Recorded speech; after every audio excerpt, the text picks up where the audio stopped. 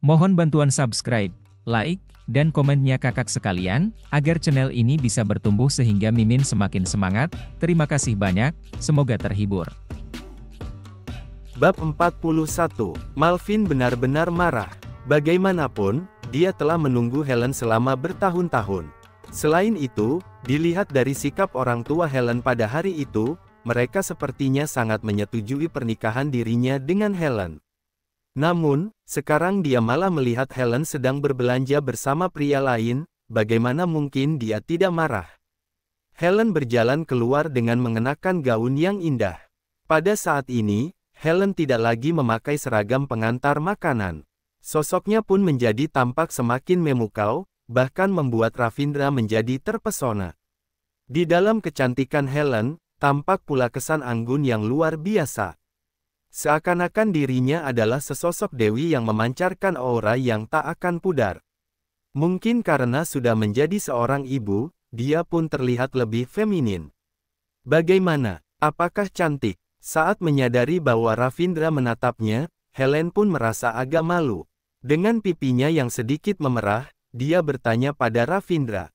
Cantik? Mana mungkin tidak cantik? Bisa dibilang, gaun itu benar-benar pas untuk dirimu, Helen. Namun, sungguh tidak disangka, sebelum Ravindra sempat berbicara, telah terdengar suara seorang pria dari arah belakang. Ravindra pun mengernyitkan dahi setelah mendengarnya. Ravindra merasa ada yang tidak beres. Orang itu memanggil Helen dengan langsung menyebut namanya, sepertinya hubungan mereka tidak biasa. Pak Malvin, kenapa kamu bisa ada di sini? Begitu melihat bahwa orang itu adalah Malvin, Helen sedikit mengernyitkan dahi. Helen pun diam-diam merasa ada yang tidak beres. Bagaimanapun, Malvin bukanlah orang yang mudah dihadapi. Dia adalah putra dari keluarga terhormat kelas 2, bahkan keluarga Sentosa pun tidak akan berani mengusik mereka. Ravindra menoleh ke arah Malvin dan berkata, jadi ini yang namanya Pak Malvin Hartanto. Ternyata memang sangat kaya, sampai bisa memberi mahar senilai 20 miliar. Ketika mendengar hal ini, Malvin juga mengernyit dahi dan menatap Ravindra sambil berkata, Helen, siapa bocah ini? Jangan bilang kalau dia adalah pacar barumu. Meskipun kamu tidak ingin bersamaku, aku akan merasa lebih nyaman jika kamu mencari anak orang kaya lainnya. Kalau kamu bersama sampah seperti ini, bukankah itu artinya kamu mempermalukan diriku? Memangnya aku lebih rendah daripada seorang buruh tani? Sampah. Ravindra mengernyitkan dahi dan mengepalkan tangannya. Kenapa? Hehehe, kamu ingin memukulku. Kamu juga tahu siapa aku, kan? Karena sekarang kamu sudah tahu bahwa aku berencana untuk memberikan mahar senilai 20 miliar kepada keluarga Sentosa, berarti kamu seharusnya mengerti perbedaan status di antara kita. Di antara kita, ada jurang yang tidak bisa kamu lewati, mengerti? Malvin tersenyum dengan ekspresi dingin. Dia mengangkat kepalanya sedikit, tatapannya sangat merendahkan dan sikapnya tampak begitu arogan. Keempat pengawal di belakangnya juga segera mendekat dan bersiap-siap untuk bertindak seandainya terjadi konflik. Ravindra, jangan gegabah. Saat melihat Ravindra hendak berkelahi, Helen pun langsung menarik tangan Ravindra. Ravindra pun menggertakkan giginya. Kalau bukan karena dia telah berjanji pada istrinya untuk menuruti semua permintaannya, mungkin sejak tadi dia sudah menghajar anak orang kaya ini hingga tergeletak di lantai. Sambil sedikit tersenyum, Ravindra berkata kepada Helen, aku akan mendengarkan perkataan istriku, aku tidak akan gegabah. Ketika mendengar perkataan ini, wajah Helen langsung memerah, kemudian dia memelototi Ravindra dengan tatapan tajam sambil berkata, dasar kamu ini, jangan bicara sembarangan. Bahkan dia sudah menyebut dirimu sebagai istri. Saat melihat mereka berdua bergandengan tangan dan bahkan Ravindra menyebut Helen sebagai istri, emosi Malvin pun sudah hampir memuncak. Dia langsung memelototi Ravindra dan mengancam, bocah, lebih baik kamu pergi dan menjauh dari Helen. Kalau tidak, kamu bahkan tidak akan tahu seberapa tragisnya kematianmu nanti. Permintaanmu ini tidak bisa kupenuhi. Ravindra sedikit tersenyum. Di dalam hatinya, Ravindra mengingatkan dirinya sendiri agar tidak terlibat masalah dengan sampah semacam ini, karena bisa menurunkan harga dirinya. Hehehe, ternyata kamu cukup keras kepala, aku akan membuatmu menyesal. Malvin pun tertawa. Demi menjaga sikapnya agar tetap terlihat sopan, Malvin pun menahan amarahnya sambil bertanya kepada Helen, Helen, dia menyebutmu sebagai istri. Beberapa hari yang lalu, saat aku bertanya padamu, bukankah kamu bilang tidak ingin berpacaran? Kenapa sekarang dia malah memanggilmu dengan sebutan istri? Bab 42. Pada saat ini, wanita yang berada di samping Malvin pun mencibir dan berkata, Pak Malvin, apakah kamu masih belum mengerti? Apakah kamu benar-benar mengira wanita ini bisa tahan hidup dalam kesepian? Menurutku, dia adalah tipe wanita yang berpura-pura terlihat polos, tetapi diam-diam berhubungan dengan banyak pria. Orang seperti ini sangat pandai berpura-pura. Orang-orang zaman sekarang menyebut wanita seperti ini sebagai wanita jalang atau semacamnya. Sialan, kamu boleh saja merendahkanku, tapi ternyata kamu berani merendahkan istriku juga. Setelah mendengar perkataan wanita itu, Ravindra pun mengepalkan tangannya lagi sambil berkata, kurasa kamu harus diberi pelajaran. Pak Malvin, lihatlah, sampah ini bahkan ingin memukulku. Wanita itu segera bersembunyi di belakang tubuh Malvin, tetapi tetap memasang ekspresi seolah-olah Ravindra tidak bisa berbuat apa-apa terhadap dirinya. Helen menarik Ravindra dengan kuat, lalu memberi isyarat dengan matanya agar Ravindra tidak bertindak gegabah. Helen pun melangkah maju dan menjelaskan, Pak Malvin, apakah menurutmu aku adalah wanita yang seperti itu? Lagi pula, kamu sudah punya istri, tetapi kamu malah membawa wanita lain berjalan-jalan. Lebih parahnya lagi, kamu bahkan mengatakan bahwa kamu mencintaiku. Aku rasa kamu membawa wanita itu kemari hanya untuk membuatku merasa jijik. Pak Malvin adalah orang kaya, memangnya kenapa kalau dia punya banyak wanita di luar? Bukankah itu sangat wajar? Dasar wanita jalang yang suka berpura-pura bersikap polos.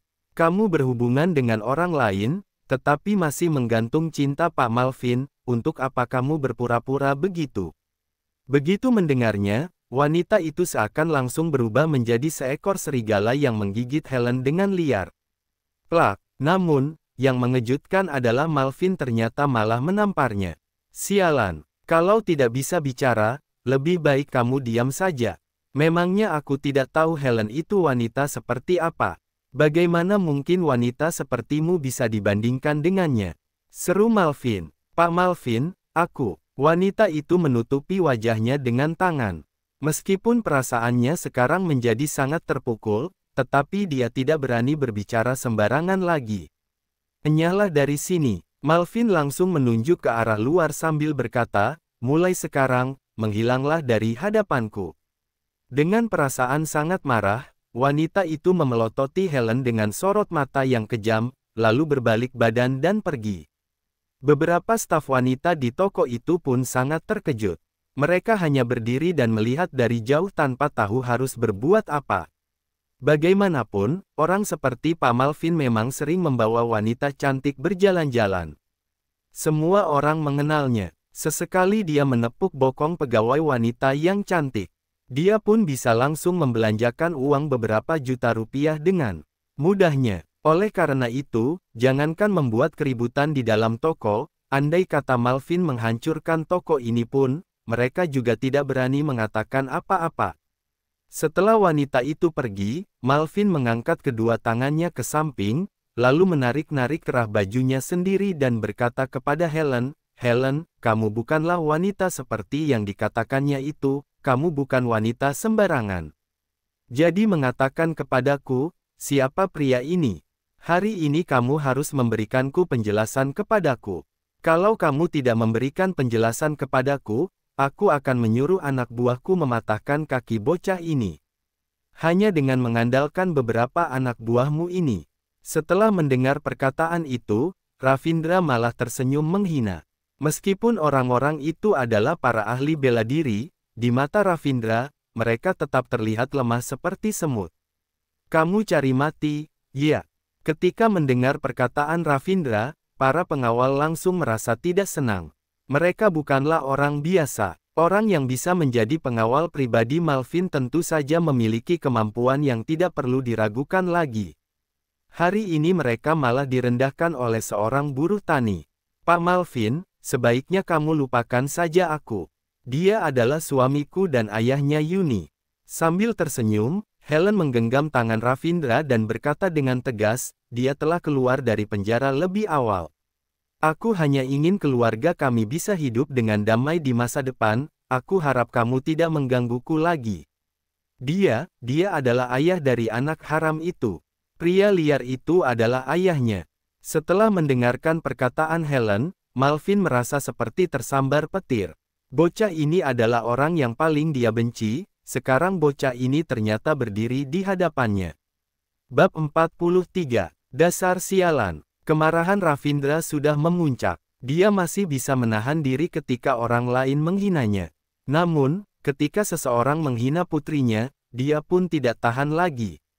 Dia langsung menendang perut Malvin hingga pria itu terjatuh ke lantai. Fiuh! Malvin langsung memuntahkan darah, matanya tampak penuh dengan keterkejutan. Ternyata bajingan ini berani memukulku. Pikirnya, Ravindra, kenapa kamu begitu tidak sabar? Helen sangat ketakutan. Malvin bukanlah orang biasa. Dia adalah putra dari keluarga terhormat kelas 2. Meskipun Helen juga sangat marah, tetapi tindakan Ravindra ini tidak diragukan lagi akan membawa masalah. Sayang, aku bisa menahan diri dalam banyak hal, tetapi bajingan ini berani menghina Yuni. Aku tidak tahan lagi, Ravindra berkata dengan penuh amarah.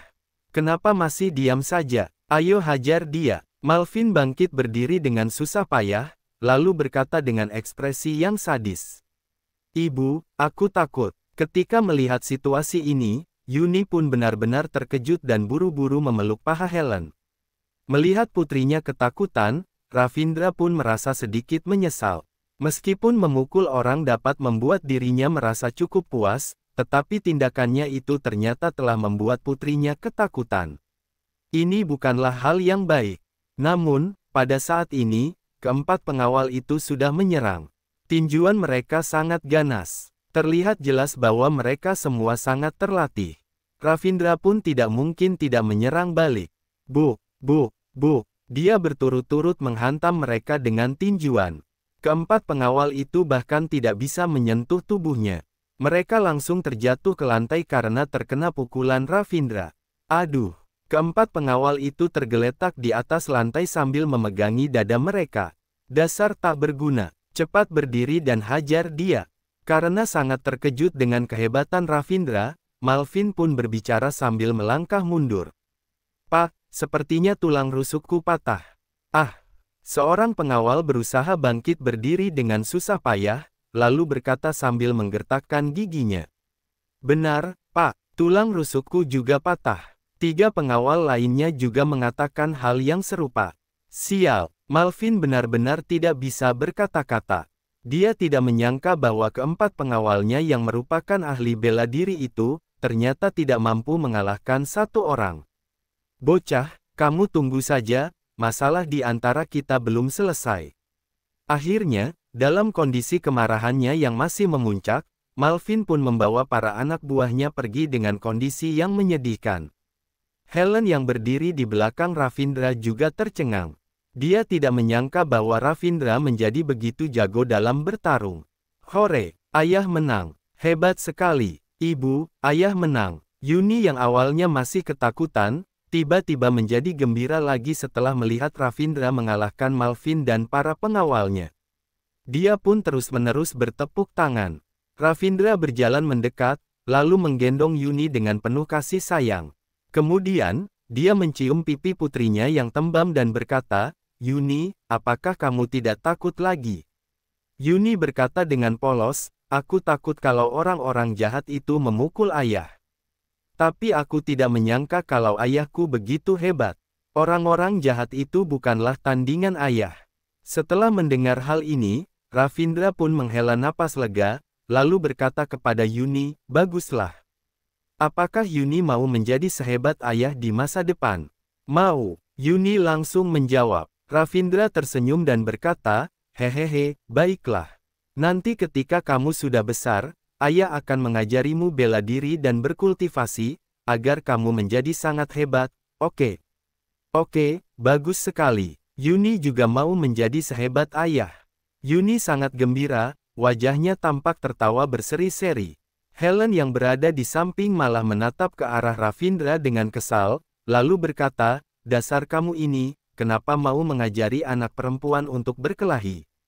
Bahkan kamu mengucapkan kata, berkultivasi, itu terdengar sangat aneh. Sepertinya kamu terlalu banyak membaca novel." Hahaha. Setelah mendengar hal ini, Ravindra pun tertawa terbahak-bahak, lalu menatap Helen lagi sambil berkata, "Sayang, gaunmu sangat cantik, cobalah beberapa gaun lagi." Setelah berkata demikian, Ravindra pun menatap ke arah Cynthia yang berdiri di samping. Kemudian, Ravindra berkata kepada Cynthia yang tampak sedang ketakutan, "Cynthia, ambilkan beberapa gaun lain yang ada di sana. Berikan kepada istriku untuk dicoba." Bab 44. "Baik, baik, Pak." Cynthia ketakutan hingga suaranya menjadi sedikit gemetar. "Siapa orang ini? Dia bahkan berani memukul Pak Malvin," pikirnya. Helen pun mencoba beberapa pakaian lagi, semuanya terlihat sangat bagus. "Beberapa setel ini, aku mau beli semuanya." Ravindra tersenyum dan berkata kepada Cynthia, "Hitunglah totalnya berapa." "Hah, mau beli ini semua?" Cynthia sangat terkejut. Dari 7 hingga 8 setel pakaian itu, yang termahal harganya mencapai puluhan juta rupiah, sedangkan yang termurah bernilai jutaan rupiah. Totalnya bisa mencapai 600 juta rupiah lebih. "Ya, apakah perkataanku masih kurang jelas?" Ravindra berkata sambil sedikit tersenyum. "Bukankah ini terlalu banyak?" Helen merasa hatinya cukup tersentuh. Dia tidak menyangka bahwa Ravindra benar-benar bersedia mengeluarkan uang untuk dirinya.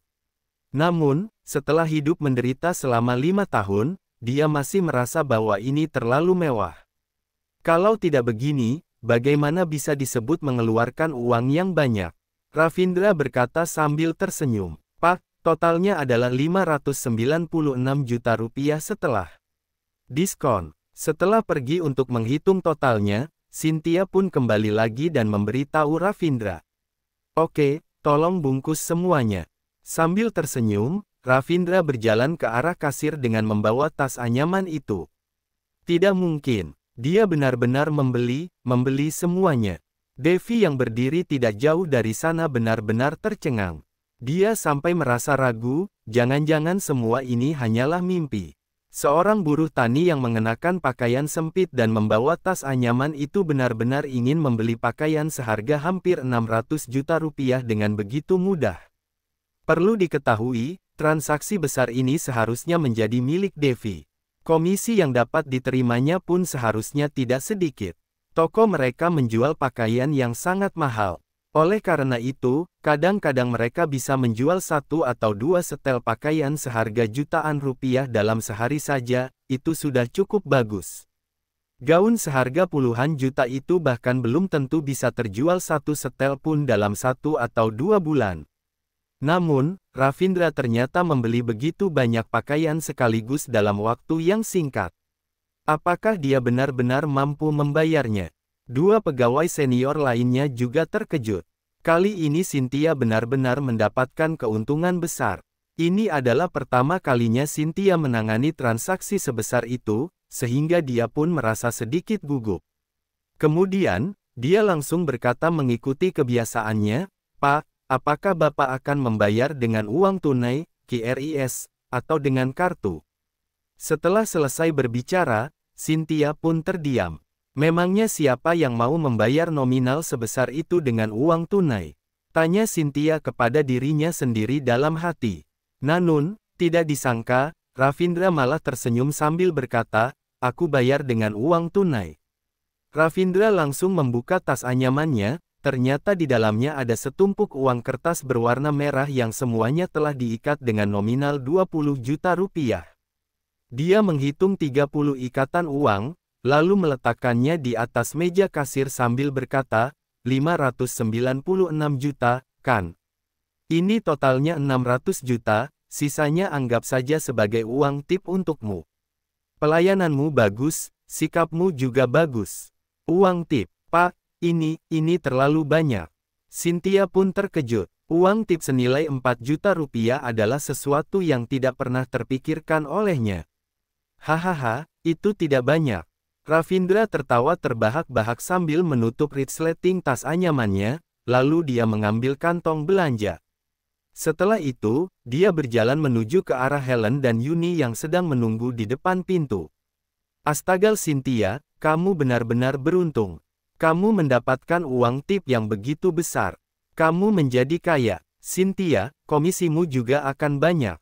Aku iri sekali. Cynthia, transaksimu hari ini sudah cukup untuk membuatmu diangkat menjadi pegawai tetap. Sepertinya malam ini kamu harus mentraktir kami makan. Beberapa pegawai senior itu pun merasa iri saat melihatnya. Baiklah, aku akan mentraktir kalian makan hotpot malam ini. Cynthia berkata sambil tersenyum. Ayo kita pergi. Kita pilihkan beberapa pakaian untuk Yuni dan orang tuaku. Ravindra tersenyum dan berkata lagi, oh ya, aku harus membelikan mainan untuk putriku. Bagaimana dengan kamu sendiri? Belilah beberapa setel untuk dirimu juga, pakaianmu ini sudah terlihat sempit. Helen menatap Ravindra dan mengingatkannya. Setelah mendengar kata ini, Ravindra pun memutar sambil berkata, aku tidak mengira ternyata kamu begitu peduli aku, sayang. Helen pun tidak bisa berkata-kata. Kemudian, dia memelototi Ravindra dengan sorot mata yang tajam, lalu berkata, ketika kamu berjalan di sisiku, aku takut dirimu akan merusak citra seorang Helen Sentosa. Setidaknya, aku adalah wanita tercantik yang sering dibicarakan anak-anak orang kaya itu. Bab 45. Setelah membelikan beberapa setel pakaian untuk Yuni, Ravindra juga membelikan 2 setel pakaian untuk Cindy dan Gilang. Kemudian, barulah Ravindra memilih pakaian untuk dirinya sendiri. Setelan ini lumayan bagus, kamu coba dulu. Setelah melihat satu setel pakaian pria di depannya, Helen memandangi tubuh Ravindra, lalu berujar kepada Ravindra. Oke, Ravindra mengangguk dan segera pergi ke kamar pas.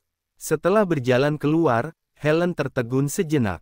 Orang-orang sering berkata bahwa kualitas diri seseorang dapat dilihat dari pakaian yang dikenakannya. Ravindra pada dasarnya memang ganteng dan tinggi. Sekarang, setelah dia memakai pakaian yang lebih bagus dan pas di badannya, dia pun terlihat semakin ganteng lagi. Sayang, apakah ini bagus? Ravindra bertanya sambil tersenyum. Helen pun baru tersadar dari lamunannya, lalu mengangguk dan berkata, lumayan, cukup bagus. Kamu beli 2 setel lagi saja, sepertinya di rumah tidak ada pakaian yang cocok. Ravindra tersenyum dan berkata, baiklah, aku akan menuruti perkataan istriku. Helen merasa malu, lalu berpura-pura marah dan berkata, kamu masih saja bisa berbicara begitu. Tadi aku menyuruhmu agar jangan berkelahi, tapi kamu malah memukul Malvin. Malvin adalah putra dari keluarga terhormat kelas 2. Berdasarkan sifatnya, sepertinya dia tidak akan menyerah begitu saja. Lain kali kalau kamu bertemu dengannya, kamu jangan terlalu gegabah. Minta maaflah padanya baik-baik, lalu lihatlah apakah dia akan memaafkanmu atau tidak. Apa? Aku harus meminta maaf padanya. Dia adalah orang yang menginginkan istriku dan mengatakan putriku adalah anak haram, sudah beruntung aku tidak membunuhnya. Bisa dibilang aku ini sudah cukup menghargainya. Begitu mendengar perkataan Helen, Ravindra langsung merasa tidak senang.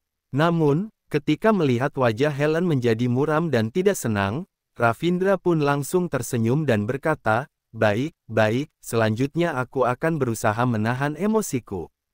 Aku akan berusaha semaksimal mungkin untuk bersabar seperti kura-kura ninja, oke. Puff. Helen dibuat tertawa oleh kata-kata Ravindra. Senyumannya tampak sangat indah, seperti angin sepoi-sepoi. Setelah keluar dari mal, Ravindra berkata, aduh, kita sudah menghabiskan banyak uang, hanya tersisa sekitar 1,2 miliar rupiah lebih. Helen berkata dengan bangga, memangnya kenapa? Kamu sudah merasa sakit hati karena uangmu banyak yang terpakai. Kamu belum pernah melihat uang 2,6 miliar rupiah sebelumnya, sehingga kamu merasa dirimu sudah kaya. Bahkan tadi kamu bilang kalau kamu siap mengeluarkan banyak uang, sekarang kamu baru merasa sakit hati, kan? Ravindra malah tersenyum dan berkata, sama sekali tidak sakit hati, aku hanya merasa sedikit emosional. Bagaimanapun, ini pertama kalinya dalam hidupku menghabiskan begitu banyak uang dalam sekejap. Kartu debit yang diberikan oleh pria tua gila itu berisi nominal yang tak terhitung jumlahnya. Mungkin agak berlebihan jika mengatakan bahwa kekayaannya bisa menyaingi negara, tetapi memang kurang lebih sebanyak itu. Kalau begitu, ayo pulang sekarang. Orang tuamu pasti sangat senang melihat pakaian yang kamu belikan untuk mereka. Setelah berpikir sejenak, Helen pun berkata demikian. Tidak disangka, Ravindra malah berkata, pulang sekarang. Menurutku, lebih baik kita beli mobil saja sayang, kita tidak punya mobil. Uang tunai sebanyak ini juga cukup berat untuk dijinjing. Dengan membeli mobil, kedepannya kita akan lebih mudah keluar rumah. Wah, ibu tidak membohongi Yuni. Ayah benar-benar telah menghasilkan banyak uang, kedepannya kita akan memiliki kehidupan yang baik. Saat mendengar bahwa mereka akan membeli mobil, mata Yuni langsung berbinar. Dia sangat senang. Baiklah, kita beli mobil, jadi nanti kita juga bisa mengantar Yuni ke sekolah TK. Setelah berpikir sejenak, Helen pun mengangguk, mau beli Audi, BMW atau Mercedes-Benz, atau Maserati, atau Ferrari. Bersambung ke bagian 46,